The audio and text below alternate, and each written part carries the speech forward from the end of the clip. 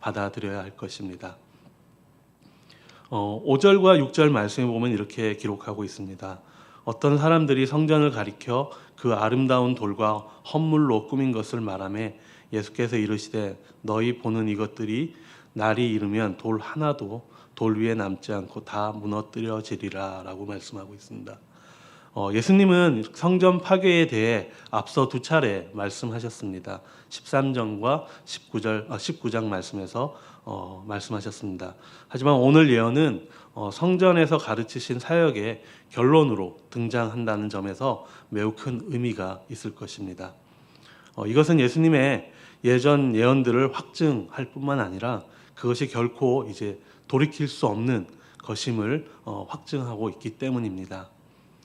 어떤 사람들이 아름다운 돌과 헌물들로 장식된 성전을 자랑하고 있습니다. 여기 어떤 사람들은 마태복음과 마가복음에 나오는 그 병행 기사에 따르면은 그들이 제자들이 이 말을 한 것으로 소개하고 있습니다. 당시 예루살렘 성전은 헤롯 대왕이 유대인들의 환심을 얻기 위해서 스룹바벨 성전을 대대적으로 재건 중에 있던 상황이었습니다. 그가 죽은 후에도 공사가 이어질 정도로 긴 시간 동안 아주 웅장하고 화려하게 지어졌습니다. 공사는 주전 20년 경에 시작되어서 예수님 당시에도 아직 공사가 진행 중일 만큼 상당히 긴 시간 동안 공사가 진행되었습니다. 그리고 대략 한 90년 정도에 걸쳐서 이 공사가 완성되었습니다. 사람들이 그 아름다운 돌과 헌물에 감탄한 건 단지 종교적 경건뿐만 아니라 민족적인 자부심과 시각적인 그런 경외심 때문이었습니다.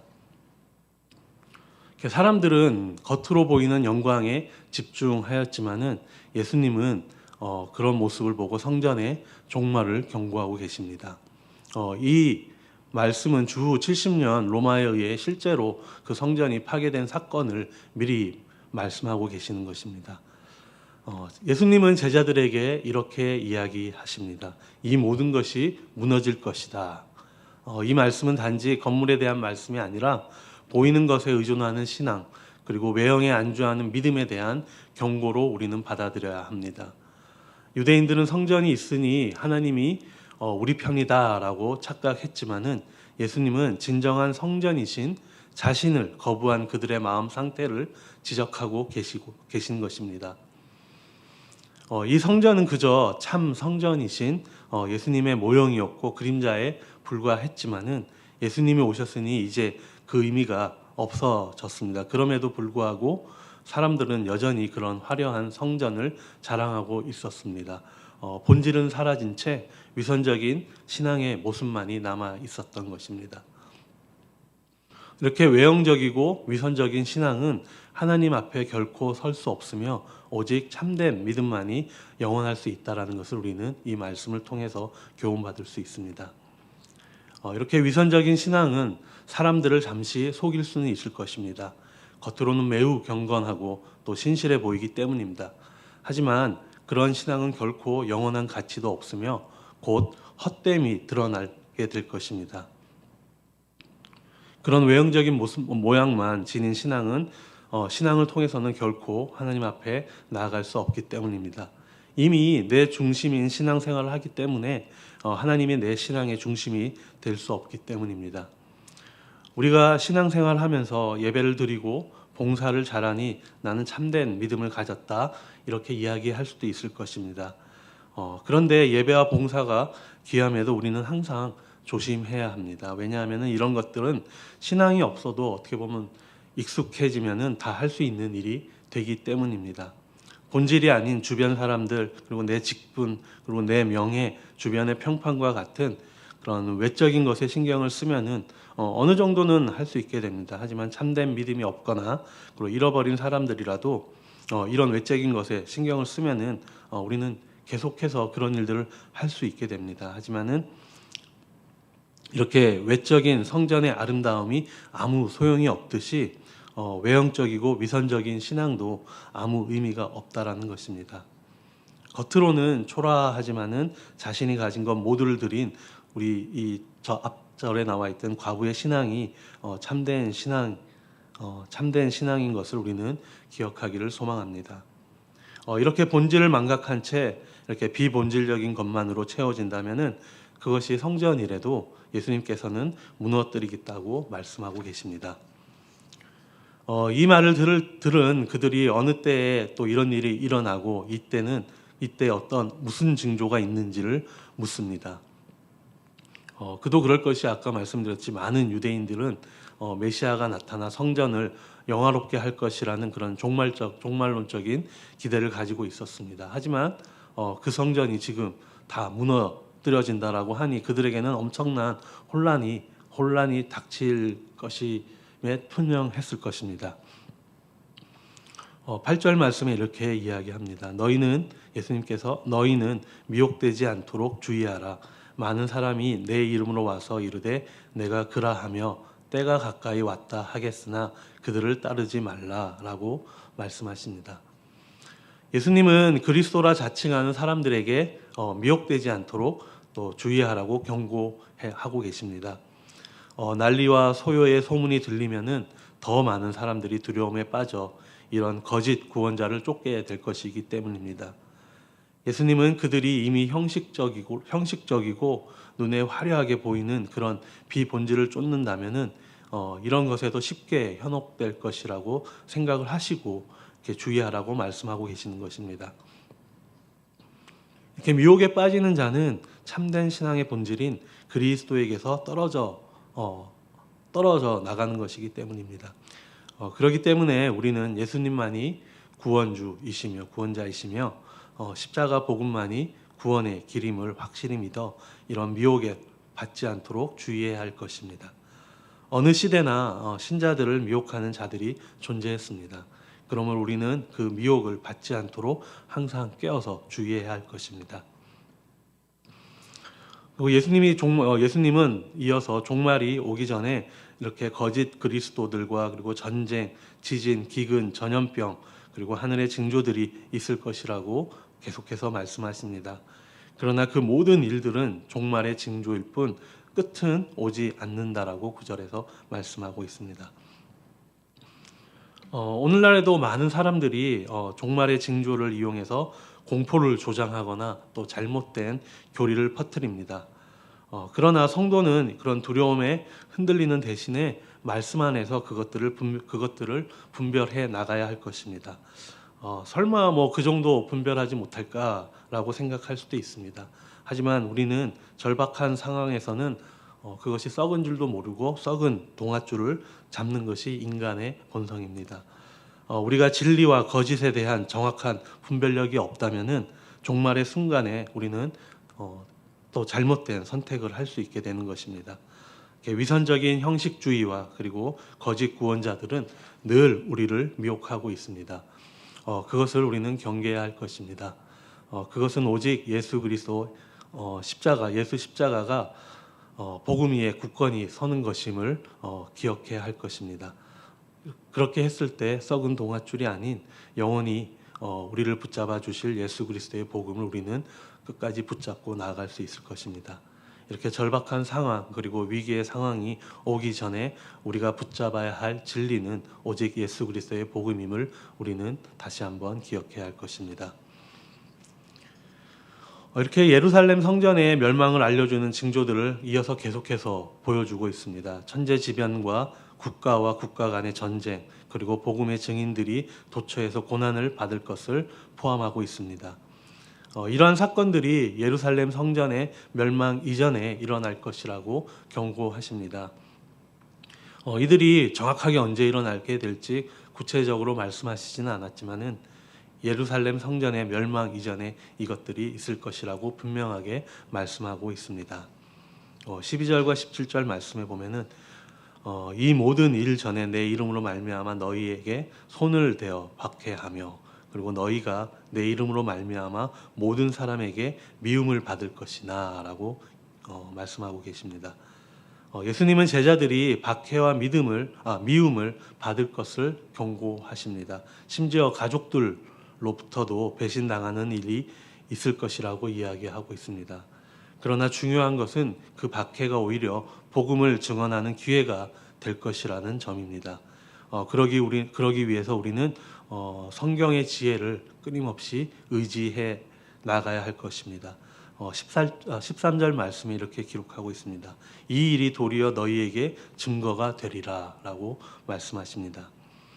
고난의 순간에 그리스도를 우리는 드러내야 할 것입니다. 내 말과 내 행동으로 예수를 증거해 나가야 할 것입니다. 그렇게 내가 처한 상황보다 나의 사명을 바라보며 나아가야 할 것입니다. 그럴 때 그 위기의 순간이 사명으로 바뀌는 그 하나님의 놀라운 은혜를 우리의 삶 가운데 경험할 수 있게 될 것입니다. 14절 15절 말씀입니다. 그러므로 너희는 변명할 것을 미리 궁리하지 않도록 명심하라. 내가 너희의 모든 대적이 능히 대항하거나 변박할 수 없는 구변과 지혜를 너희에게 주리라 라고 말씀하십니다. 염려와 걱정 대신에 평상시 같이 담대하게 복음을 전하는데 힘써야 할 것입니다. 예수님이 그 누구도 변박할 수 없는 그런 구변과 지혜를 주실 것이기 때문입니다. 우리 스스로 생각한 이런 변명과 논리는 세상의 논리와 지혜 앞에 우리는 쉽게 넘어갈 수밖에 없습니다. 대적자들에게 둘러싸여 있더라도 우리는 걱정할 필요가 없습니다. 하나님께서 우리에게 세상의 대적자들이 절대 대항할 수 없는 하늘의 지혜인 이 말씀을 성경을 우리에게 주셨기 때문입니다. 하나님의 계시가 담겨 있고 그리고 구원의 경륜이 펼쳐져 있습니다. 말씀을 가까이 하고 읽고 마음에 새길 때 성령님께서 역사하실 것입니다. 말씀을 의지할 때 세상에 담대히 외칠 지혜를 우리는 얻게 될 것입니다. 이렇게 믿음을 지키는 길은 언제나 쉬운 길이 아닙니다. 그러나 하나님은 그런 고난 속에서도 함께 하시며 복음을 전할 기회를 우리에게 주십니다. 이렇게 고난은 하나님의 뜻을 증거하는 장이 될 수 있기 때문입니다. 마지막으로 18절에서 19절 말씀에 보면은 이렇게 기록되어 있습니다. 너희 머리털 하나도 상하지 않겠다라고 기록하고 있습니다. 그런데 이 말씀을 보고 또 앞에 말씀을 보게 되면은 이렇게 예수님께서 주신 이 말씀이 겉보기에는 상당히 앞에 그런 박해 예고와는 상당히 모순된 것처럼 보이기도 합니다. 붙잡혀 넘어질 것이고 박해받을 것이고 죽임까지 당할 것이다 라고 말씀하시면서 하지만은 너희 머리털 하나도 상하지 않겠다라고 말씀하고 있습니다.